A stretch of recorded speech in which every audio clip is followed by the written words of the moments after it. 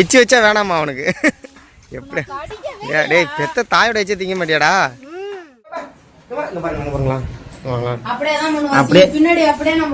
அங்க ஒரு ஓஸ் வேற இருக்கு அதுக்கு தான் நான் அந்த இடத்துல ஏதாவது இந்த மாதிரி டீ ஆயில் ஃபுட் எல்லாம் சாப்பிட்டா எப்படி சரியா போகும் சொல்லு.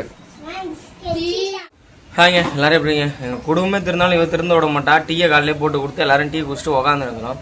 அப்புறம் இன்னைக்கு என்ன பண்ண போறோம்னா நம்ம கொல்லைக்கு போயிட்டு கொல்லைன்னு சொல்லிட்டாங்க சாரிங்க நம்ம தோட்டத்துக்கு போய் விதையெல்லாம் போட்டு வந்தோம். நான் இதுவே வெண்டைக்காய் எல்லாம் விதையெல்லாம் போட்டு வந்தேன். இது மேலே விதை ஏதாவது போட்டாலும் வீட்டுக்கு சாப்பாடு சந்தைக்கு போய் பல வாரம் ஆயிடுச்சு போகவே இல்லை. அது ஒரு இதாகவே இருக்கு. ஏன்னா அந்த ஞாயிற்றுக்கிழமைன்னு பார்த்து தான் ஏதோ ஒரு வேலை வந்துடுது போக முடியாது. உண்மையிலே ஞாயிற்றுக்கிழமை சந்தைங்கிறது தெரிய மாட்டேங்குது அதனாலே போகிறது இல்லையா. சரி ஏதாவது காய்கறி போட்டாலாம் அப்பப்போ 1-2 பிச்சுக்கலாம்னு மினிமம் 2-3 மாதத்தில் கிடச்சிரும் கொத்தரங்காய் அவரைக்காய் இதெல்லாம். அதான் நீ போயிட்டு வச்சுட்டு வரலான்னு ஒரு ஐடியாவில் இருக்கும். என்ன ரவுண்ட் அடிக்காத விஷயமா நானுமா டீ போடணுமான்னு எந்திரிச்சிலேருந்து கேட்டுகிட்டே இருந்தேன். அந்த ரேஷன் டிக்கில் போடாத நல்லா இல்லடி நல்லா இல்லையே எதே போடு ஐயோயோ அதான் காலைல மட்டும்தானே போடுறோம்ல. காலையில் டீ போடுவாங்க காலையில் போட்டானா அதை வந்து கிட்டத்தட்ட ஒரு 3 வேளைக்கு அந்த டீயை வச்சுப்பா குடிக்காதானே கேட்க மாட்டா. அதையும் கேட்டால் நம்ம என்ன ரெகுலராக போடுறோம் போட்டு வச்சுக்கலாங்கிறான். ஒரு நல்ல பழக்க வழக்கமே கிடையாது. அதனால தான் அவன் முடிஞ்சு இங்கே பாருங்க இந்த பரு கட்டி எதுவுமே சரியா போலாங்கிறாங்க. ஏன் தெரியும் இந்த மாதிரி டீ ஆயில் ஃபுட் எல்லாம் சாப்பிட்டா எப்படி சரியா போகும் சொல்லு. எப்பயாவது குடிச்சாலும் ஒண்ணுதான். இங்க பாருங்க பத்த எடுத்து சாப்பிட்டுருக்காங்க மேடம். ஐயோயோ இவங்களை வந்து கண்ட்ரோல் பண்றதுங்கிறது முடியாது. இல்ல போங்கடா அதை சாப்பிட்டு வர காட்டலாம். இந்த கிளே வச்சிருக்கானா அதை புடுங்குற அவனை அடிச்சாவ இவன் கதறான் கீழே விழுந்துக்கிட்டு காலேஜ் சிவன் சேலம் போட்டு சேலம் செஞ்சுட்டு. ஆமா அவ வித்தியாசமா இருக்கா. ஆமா இப்ப வந்து பத்த ஊற வச்சு சாப்பிடுறாங்க. நாங்க வரிக்கி தொட்டு டீ குடிக்கிறோம். அந்த வரிக்கி ஆமா 3 நாளாவே இவ்வளோ அவளே வாங்கி கொஞ்சம் கொஞ்சமா வச்சு சாப்பிடுறா. கொடுக்க கூடாதுன்னு தான் இருந்தாங்க. இருந்தாலும் சரி கட்டுப்படுத்தல அவளை பழகாமையும் இருக்க கூடாதுல்ல. அதனால ஒரு இடத்துல புடிச்சு வைக்க முடியலங்க உண்மையா. அங்க பாருங்களா இப்ப எடுத்துட்டியா கண்டுபிடிச்ச வத்தைய இல்ல சாப்பிடவே கூடாதுன்னு இருந்தம்மா. அம்மா தயவு செய்து கொடுத்துருமா பாருங்களா அம்மா குடுமா.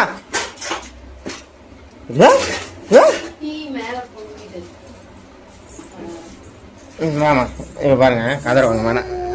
என்ன வேணும் உனக்கு மதியம் அப்படி சுத்திட்டு வந்துருவா விடுமா. கண்மை போட்டுட்டுமான்னு கேட்டான். நீ போட்டுக்கு வரமானா உனக்கு பிடிக்கல நான் போட மாட்டாங்கடா. என்னடி உண்மை மனசாட்சியோட சொல்ல இவருக்கு வந்து கண்மை போடுறது பிடிக்காதுங்க. அதுக்காகவே நான் இவ்வளோ வருஷமா போடல. எங்க அம்மா வீட்டுல இருக்கும்போது எங்க அம்மாவுக்கும் பிடிக்காது கண்மை போடுறது. யாரையா லவ் பண்றியா கண்மை போட்டா என்ன செலவுல கண்மை எல்லாம் போட்டிருக்க அப்படின்னு கேட்பாங்க எங்க அம்மா சந்தேகப்படுற மாதிரி. ஆனா எங்க ஸ்கூல்ல சொல்லுவாங்க கண்மை எல்லாம் போடலாம். டீச்சரே சொல்லுவாங்க கண்ணை கிளீன் பண்ணுவோம் அப்படின்லாம் சொல்லுவாங்க. எனக்கு ஆசை போடணும். ஆனா என் ஹஸ்பண்டுக்காக நான் போடல. அதான் இப்ப யதார்த்தமா ஞாபகம் வந்துச்சு. சும்மா கேட்டேன் போட்டுக்கம்மா. என்ன சொல்றேன் நான் கல்யாணம் தான் பண்ணிட்டு வந்திருக்கேன். உனக்கு வந்து அடிமை சாசனம் விட்டு கூட்டு வரலாம். உனக்கு விருப்பம்னா நீ எந்த ட்ரெஸ் வேணா போடு எந்த கண்மை வேணா வை. நான் என்ன உன்னை கேட்க போறேன். மோஸ்ட்லி இங்க வந்து புருஷனுக்கு யாரும் பயப்படுறதில்ல ஊருக்கு தான் பயப்படுறாங்க. அது மாதிரி தான் பேசுறேன். உனக்கு புருஷன் நீ போட்டுக்க நான் எதுவும் கேட்க மாட்டாங்க. இப்போ நான் அதை முறுக்கு மிஸ் வச்சிருக்கேன் முடி வெட்டுருக்கேன் நான் உன்ன கேட்கறேன்னா நான் விட்டு வரல இருந்தா நீ பண்ணிக்கோ.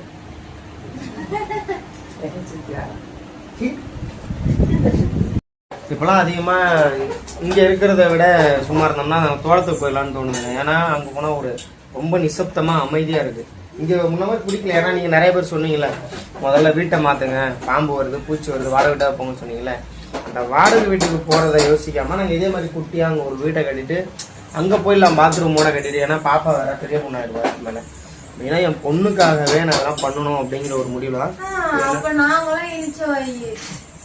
என் பொண்ணுக்கு எவ்வளவு விவரம் தெரியாதுங்க. நாங்கெல்லாம் வந்து இப்ப நம்மலாம் வந்து 90s ஜென்ரேஷன் 2K ஜென்ரேஷன் நமக்கு ஓரளவுக்கு எல்லாமே தெரியும். என் பொண்ணுலாம் 20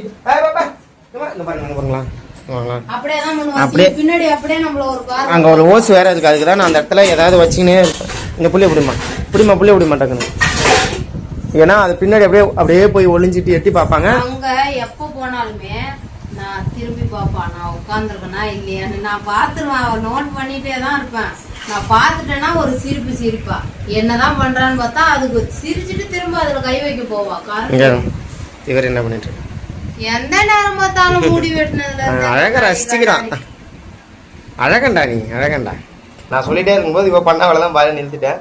ஏன்னா பாப்பாவுக்கு ஒரு அட்டாச் பாத்ரூமோட ஒரு வீடு தனியாக போயிடலாம். அங்கே போயிட்டா கொஞ்சம் நல்லா அமைதியாக நிசப்தம் இருக்கும், குழந்தைங்க நல்லா படிப்பாங்க, நம்மளும் ஒரு பீஸ்ஃபுல்லாக இருக்கலாம். அதனால சரி அங்கே போயிடலான்னு ஒரு முடிவில் இருக்கும். அது இங்கே இருந்ததுன்னா கூட இந்த வீட்டை நம்ம ஏதாவது நாளைக்கு ஒரு வேலை ஏதாவது ஒன்று சின்னதாக ஒரு குடிசை தொழில் மாதிரி பண்ணால் கூட அதுக்கு வந்து ஒரு குடோன் மாதிரி யூஸ் பண்ணிக்கலாம்னு ஒரு ஐடியாவில் இருக்கும். அதுக்காக தான் இப்போ ஒன்று ஒன்றா பண்ணிகிட்டு இருக்கோம். இப்போ வேலி அடுத்து ஒரு லோன் எடுத்து போரு, அதுக்கடுத்து ஒரு லோன் எடுத்து ஒரு 2 லட்ச ரூபா எப்படியாவது கலெக்ட் பண்ணி நம்மளும் வேலைக்கு போகிற காசுலாம் சேர்த்து போட்டு 2லேருந்து 3 லட்ச ரூபாக்குள்ளே ஒரு சீட்டு போட்ட விட அழகாக. ஏன்னா அங்கே அவ்வளோ ஹீட்டு பாயாது, வீட்டை சுற்றி மரம் இருக்குது. வேணும்னா கூட செடி கொடி அப்படியே வீட்டு மேலே ஏற்றி விட்டுட்டு சுற்றியும் வலை அடிச்சிருக்கா, அதுக்கு சுற்றி கொசு வலை போட்டுட்டு வீடு ஃபுல்லாக கொசு வலை ஒரு ஓட்டை கூட இல்லாத சூப்பராக ரெடி பண்ணால் ஏசி கூட போட்டுக்கலாம். அது மாதிரி நீட்டாக வைக்கணும்னு ஆசை. அதுக்காக முயற்சி பண்ணுறா, கண்டிப்பாக நடக்கும். அதை கட்டிட்டோம்னா வீட்டுக்கு போர் கரண்டும் கிடச்சிடும், கரண்ட் வாங்கிக்கலாம் ஃபேமிலி அங்கே போயிட்டோம்னா. அப்புறம் காசு வர சும்மா ஒரு 1.5 சென்ட்டுக்குள்ளே சின்னதாக ஒரு வீடு அப்படியே கொஞ்சம் கொஞ்சமாக ஒட்ட ஆரம்பிச்சுன்னா மேலே மாடி போட்டு கிச்சனாக கட்டி இந்த சின்ன வீடு அப்படியே இருந்தால் போது அது இருந்தால் போது அப்படியே விட்டுற வேண்டியதான். சரிங்க, அப்படியே அடுத்தது தோட்டத்தை போயிட்டு ஏதாவது இருக்கிற விதையெல்லாம் போட்டு தண்ணி தான் பெரிய பிரச்சனையாக இருக்குது. எப்போ பார்த்தாலும் எங்கேயோ போய் வாங்கிட்டே இருக்க வேண்டியதாக இருக்குது. நீ என்ன பண்ணுற பார்த்தீங்களா, அதுக்குள்ளே எங்கேயோ ஆழ்ந்த சிந்தனை போயிட்டேன். சரி ஆரம்பிச்சிட்டேன், காது தொங்குதான் திரும்ப. ஐயோ கடவுளே, வாங்க இதை அதுக்காக சொல்ல என் பொண்ணு உடச்சிட்டா. என்னத்தையும் உடச்சிட்டா. கிரீமா போடுற கிரீமு இனிமேல் நீ எதுவுமே போடாதீன்னு உடைக்கிறாவ.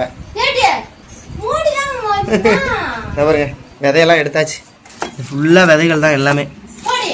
அங்கே போயிட்டு அப்படியே ஊனிட்டு வர்றது வரட்டும், வந்ததுன்னா எல்லாத்துலேயுமே காய் கிடைக்கும். பூனைக்காளி வச்சுருக்கேன், வெண்டைக்காய், அவரைக்காய், மரம் வெண்டை.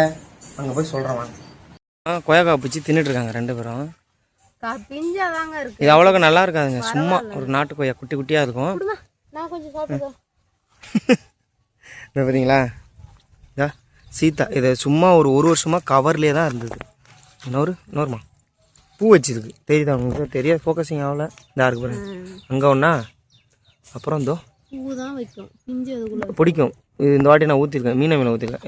இது இந்த இது மூலிகை, நிலவம்புன்னு சொல்லுவாங்க, எங்கள் ஊர் சைடு பெரியானங்கன்னு சொல்லுவோம். அது நல்லா அழகாக வந்திருக்கு. ஆமாம் சாப்பிட்டேன், நானுமே குடிப்பேன் சின்ன வயசுல. இப்போ தான் மாமனார் மல்லிப்பூங்க இந்த ஒரு செடியிலேயே ஏகப்பட்ட பூ வருங்க சீசன் அப்போ. அதனால அதை எல்லா இடத்துலையும் வரட்டும். என் மாமனார் அதிகமாக வெட்டி வச்சுட்டாரு, கடைசியில் துளுக்கவே இல்லை. துளுக்கு ரொம்ப லேட் ஆகும், அது மேலக்கெல்லாம் காஞ்சி செத்துரும். அடியில் இருக்கிறது மட்டும் மண்ணுக்குள்ளே இருக்கிறது ஈரத்தில் பிடிச்சி லைட்டாக குறுக்க ஆரம்பிக்கும். பதியம் போடணுமா, நான் அதை குத்தி வச்சுட்டேன். புதைக்கணும் கொஞ்சம் கொஞ்சமாக வெட்டி, அது திரும்ப அடுத்த மழைக்கு வரும்போது அதை புதைச்சி வச்சுக்க வேண்டியதான். இந்த ஒரு விதைய போடுறாருங்க, 2 விதை. வெண்டைக்காய் இதெல்லாம் இவங்க அக்கா கொடுத்தாங்க. ஏன் இதை எடுத்து வந்து 2 வருஷத்துக்கு மேலே ஆகுது. மரம் வெண்டையா இதெல்லாம் மரம் மாதிரி வளரும். நம்ம நாட்டு வந்துச்சு. எங்கள் வீட்டில் ஒரே ஒரு செடி தான் போட்டோம், வந்துச்சு. ஒரு 5 காய் பறிச்சோங்க. என்னென்ன விதை? பரங்கிக்காய், வெண்டைக்காய், அப்புறம் பச்சை மிளகா, சீனி மிளகா. எச்சு வச்சா வேணாமா அவனுக்கு?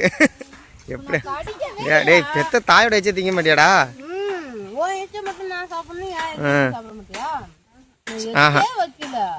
சரி அப்புறம் நான் முடிஞ்சது வந்தா போகலாமா? வாங்க போகலாம். வந்ததுக்கு முருங்கை விதை எல்லாத்தையும் போட்டு விட்டாச்சு, வெண்டைக்காய் விதை போட்டிருக்கு. லைட்டாக ஒரு தூரல் போட்டுச்சுன்னா எல்லாம் முளைச்சிக்கும். போன வேலை முடிஞ்சுங்க. தோட்டத்துக்கு போயிட்டு வந்தாச்சு, குழம்பு வைக்கணுமா. அதுக்கு வந்து மேடம் வந்து முருங்கை பைக்க சொல்கிறாங்க. அது டக்குன்னு பிச்சுட்டு வரணுமா. அது எவ்வளோ ஹைட் இருக்குது, எங்கே பிச்சுட்டு வர்றது? ஏஞ்சி வாட்டக்கு இருந்தால் அப்படி பிச்சு போடுறேன் வந்து எடுத்துக்க. இவன் மட்டும் அவ்வளோ சீக்கிரம் அடங்க மாட்டாங்க. போயிட்டு நான் இது சாப்பாடு எதாவது ரெடி பண்ணிகிட்டே இருக்கும்போது நாளைக்கு ஞாயிற்றுக்கிழமை நம்ம இன்றைக்கி அதை ரெடி பண்ணலான்னு சொல்லிட்டு நாங்கள் இது பிரியாணி போடுறோம். நம்ம அதை எப்பவுமே அதானே பண்ணுவோம். இவன் அது கூட விட மாட்டேங்கிறா. அடுத்தது போயிட்டு மசாலாலாம் வாங்கிட்டு வரணுங்க. ஏன் திடீர்னு இந்த முடிவு? ஏமா திடீர்னு முடிவு? முருங்கைக்காய் பிக்க போனேன். போயிட்டு பிக்கிறதுக்கு முன்னாடி நான் கேட்டேன் ஏதாவது வேணுமான்னு கேட்டேன். சரி போய் சிக்கன் எடுத்துருவானால சரி எனக்கு உடனே மைண்டு மாறிச்சு. வாங்க அப்படியே போயிட்டு எடுத்துகிட்டு வந்தாச்சு. அப்புறம் அதை தான் ரெடி பண்ணி சாப்பிட்டு இருமா நல்லா தாங்க உட்காந்தா. திடீர்னு எம்பி வந்துட்டு நிமிட்டுக்கு அவ்வளோ அழுவா. ஏன் அப்படி என்னம்மா பார்த்துக்கிறேன்?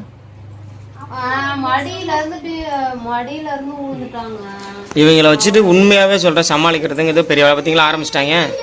இது மட்டும் தெரியாதனமாக போயிட்டு நான் அந்த சிக்கனை வேற எடுத்து வந்துட்டாங்க. மணி 1 ஆயிடுச்சுங்க. இதுக்கு மேலே எப்போ சமைச்சு நான் எப்போ சாப்பிட போகிறேன்னா தெரில. இவங்க ஏதாவது பண்ணிட்டு உட்காந்துருக்காங்க. அடுத்த வீடியோவில் மீட் பண்ணலாங்க.